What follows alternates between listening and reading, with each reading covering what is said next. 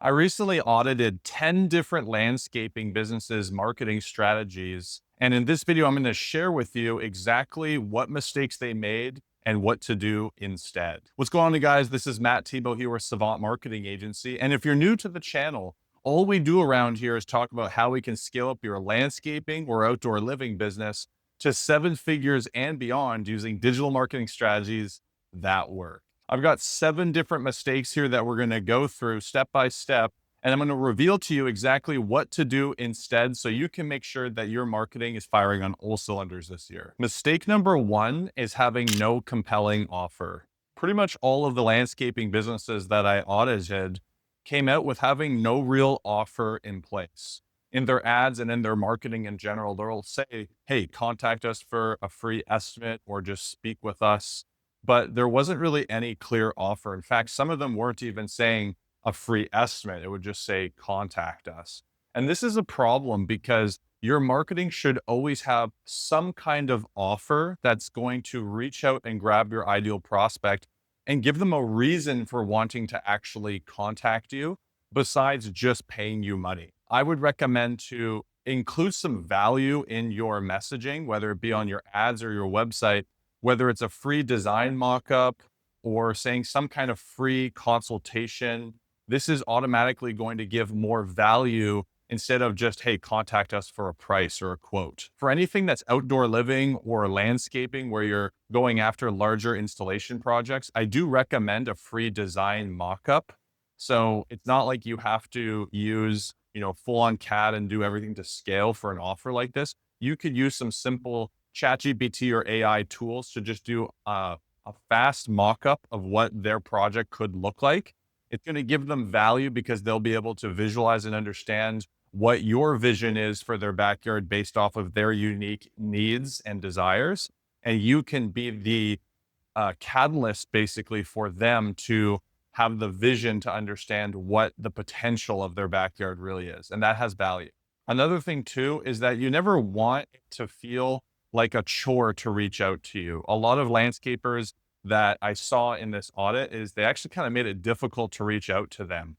You want to make it extremely clear how someone can reach out to you, whether it's by clicking a button and entering in the information or giving a call at a phone number. You want to make it very, very clear. Don't make it ambiguous in any way, and don't make them have to jump through any kind of hoop to reach out to you. One of the landscapers actually had just their email on a website where the email wasn't even clickable. You had to like copy it and then put it into Gmail or something just to contact them. So stuff like that is putting up unnecessary barriers in place. You want to make it really easy to reach out to you as well. The second mistake that I found is trying to be everything to everyone in your messaging. One of the worst things that you could do for your business is be everything to everyone, AKA having generic messaging. And the reason that this doesn't work well in marketing or ads is because when you are speaking to a broad range of people, everything becomes less effective. So if you're saying things like, hey, we offer landscape lighting and we offer maintenance and we offer custom landscape design, we offer pool maintenance, blah, blah, blah.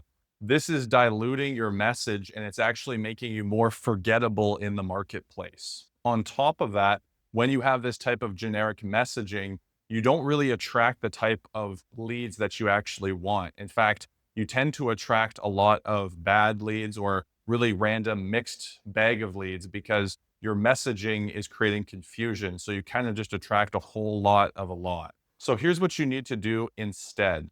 The top landscapers that we're working with is that they get a very specific message. They focus on one to two different services that are the primary message, at least from a marketing perspective. So maybe you want to be known as the landscape lighting guy, or maybe you want to be known as being the outdoor living specialist who transforms backyards, or maybe you want to be known as the pool guy. Whatever it is, focus in on one or two services, and the front end of your marketing should focus almost exclusively on marketing those services.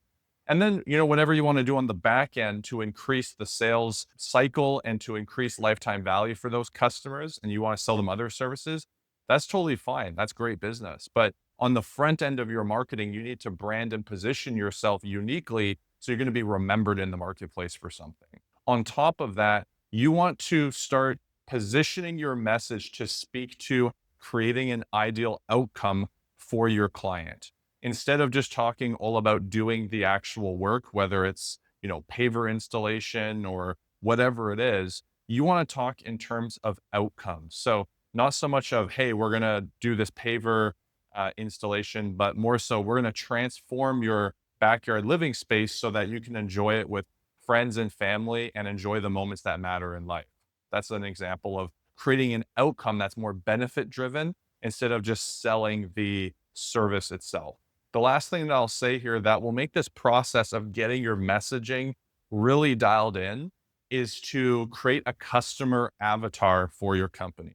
One of the easiest ways to do this is just go through a list of your past clients and just isolate who was like, a great client for us, the type of job that we did, the type of scenario they were in, who they were and their demographics, their age and living situation.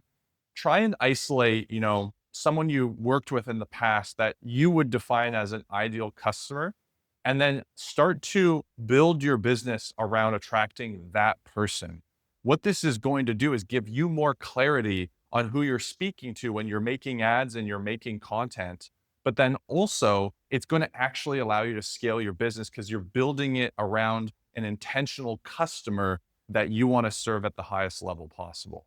The third mistake that I came across was just having a weak or inconsistent online presence. 9 out of 10 of the companies that I reviewed didn't have any real consistency in their brand across social media platforms, their website, etc. Everything was a little bit segmented or scattered. For example, the Facebook page would look different than the website branding. The social media pages were inactive. They haven't been posted on in weeks, and they didn't really look a whole lot intentional. On top of that, when you Google the name of their business, the reviews weren't really that great or didn't have a whole lot of presence on their Google reviews or other platforms. And overall, when you would Google the name of their business, they just didn't really have much of a presence that was coming up in search results. This is something that's very important because advertising doesn't exist in a vacuum. If you're running ads on Facebook or Google and someone does a little bit of research about your company and they visit these different social media pages or they Google you, it's going to create doubt in their mind if they don't see any consistency there. Trust is built through consistency and a brand is built through consistency and association. So here's what I recommend that the top landscaping companies are doing is number one, have a consistent brand across your social media platforms, your website, and your overall online presence. Number two is just posting consistently on your social media platforms. At least once or twice a week, you can use a tool like what we use with our clients, Go High Level, where you can just schedule out the posts on a weekly basis across all platforms. This is going to definitely help you stay consistent. And finally, is get into the habit of building reviews consistently. We send all of our clients what's called an NFC card, which is a simple card that you can just tap on people's phones and it pops open to leave a review instantly. You can also use tools like Nice Job or Go High Level that have automations. When you finish a job, it'll send off a request for a review.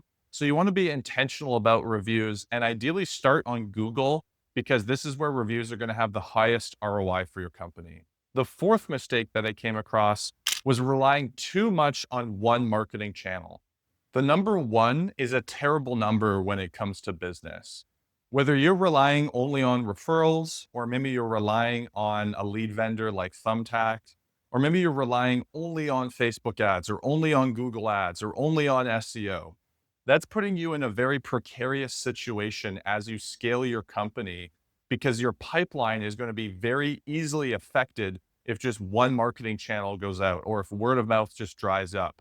You want to make sure that you have multiple different hooks in the water, so to speak, to catch multiple different fish. So ideally what you want is to have at least 2 or 3 additional marketing channels that are going to feed your pipeline, feed the machine, so to speak, so that you can actually have a foundation to build off of. What I recommend and what the top landscaping companies are doing is they are adding about 3 additional channels on top of word of mouth. I recommend you start with Facebook ads, then want to add Google ads, and then you want to start doing some local SEO. This is going to cover a decent amount of bases online so that you are getting leads from multiple different sources and your pipeline is constantly being filled. The fifth mistake is having weak ad creatives or visuals in your marketing. Most of the landscaping businesses that I audited didn't have any real pictures or faces of people who are involved in the business. And they didn't have any real proof that they actually know what they're doing or that they're not just a guy in a basement who, says he owns a landscaping company. And most landscaping businesses, they will avoid showing pictures of the people involved and it's all about the work, right? They're showing pictures of the finished product, and that's great. Doing that is awesome. But the level up from doing that is showing the people who are behind the brand. So if you can do videos of yourself, videos of your team, introducing yourselves, what you guys are working on, and really just documenting the process, this is going to build a lot of trust, but also it's going to show the homeowner who you are, basically a preview before they even meet you for the estimate. So if you're up against, 2, 3 other landscaping businesses that are only showing pictures of the work, but you're showing pictures of the jobs and you're showing the team, who do you think they're going to already have rapport with once they meet you? It's going to be you. So you want to show pictures of your face, your crew, and really get to show them who you are as a person. On top of that, you also want to share proof that you actually are the real deal. So if you have trucks, if you have wrap trucks, if you have expensive equipment, ideally your videos are going to showcase some of that equipment and trucks in the background so people can actually see, wow, this company has equipment, they can take on bigger jobs. I trust them, right? This is going to help your case in showing that you're a real company. One of the worst things that you could do, which one of the companies that I audited had, was all of their pictures were just AI generated. Guys, this is not the way to do it. People see through that. AI content does not build trust. Okay. So stay away from that. You want to show real pictures of real people doing real work. The sixth mistake that I came across when auditing these landscaping businesses was that they really didn't know the numbers behind their marketing or their sales. If you don't know what your cost per lead is, if you don't know what your appointment setting rate is, if you don't know what your close rate is, it's going to be very difficult for you to actually scale your landscaping or outdoor living business. And of the 10 businesses that I audited, when I spoke with them, they would not really know these numbers. A lot of them wouldn't even know what their specific goal should be based off of the type of growth that they're looking for, et cetera, et cetera. So it's really important that you have a solid understanding of your numbers. If you don't, you can check out some previous videos I've done on my channel here where we talk about getting into the numbers of your landscaping business, specifically from a marketing and sales side. But here's my recommendation. The top landscaping companies know what their cost per lead is, they know what their cost per appointment is, and they know what their cost per close is. And when you know these numbers, then you can really start to scale your marketing and you're not operating based off of how you feel, but you're operating based off of real numbers so you can make real projections and decisions for your company that are going to help you scale. And the seventh and final mistake that I came across during this audit was that most of these landscaping businesses didn't have a sales process or any real back end systems to support lead generation on the front end. If you're running marketing and you don't have any real sales systems or processes in place, you're going to basically drop a lot of balls. You're going to not call your leads on time. You're going to forget to follow up with certain leads. And essentially, you're just going to leave a lot of money on the table. And unfortunately, a lot of landscaping businesses don't have what's called a CRM in place or any real sales process. And the reason for that is because they get so many little leads that come through that it's okay for them to handle it at their current pace. But if you're serious about growing your business, then it's important that you get what's called a CRM in place. We give all of our clients a custom green industry CRM that we built on the Go High Level platform. And essentially, it allows you to keep track of all your leads and where they're sitting at in the pipeline so that when a lead comes in, you know exactly the column they're in and you can bring them through this process that has been designed to convert those internet leads into paying customers and then ultimately a finished job, right? And so it's very important that you have a sales process in place. Definitely want to make sure you're calling your leads quickly, you're following up with your leads, and you have a process to actually present an estimate that's designed to convert those prospects into paying customers. And this is exactly what the best landscaping companies in North America are doing. So guys, I hope you found this video helpful. If you did, give it a thumbs up, give it a subscribe. If you have any questions, you can comment below. I'm happy to answer any questions that you have.